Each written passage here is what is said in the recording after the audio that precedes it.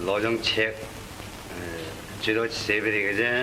我而家可以即刻簽 check 俾你㗎。我已經同探長講過啦，佢答應幫忙我，佢話在2天內咧查到呢張 check 係邊個經手嘅。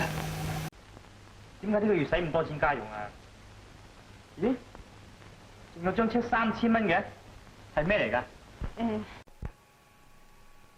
我知道佢有一張通天 check， 夾咗喺個護照處嘅。哎呀，寫2萬銀一張 check 俾人哋係嘛？呢啲就係上一單你嘅現金 check 嚟㗎。不過咁頭先4眼攞咧就俾咗張 check 我，叫我喺銀行攞5000蚊出嚟。佢話公司星期一等要用嘅。我 check 度度都用嘅，有咩理由呢度唔使啊？我知你度度都寫 check 去換錢。啊，呢張係現金 check， 我叫司機車你去攞嚇。做咩咁嬲啊？我而家喺澳門，你俾5000蚊我。你話同表哥去旅行嘅。唔去啦，費事係人生啊嘛。嚟寫 check 俾我。我冇咁多錢喺身。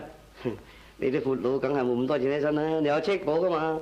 嗱，你簽個名喺度，我哋攞咗10萬銀翻嚟，你咪可以扯咯，係咪咧？我冇 check 簿喺度。誒。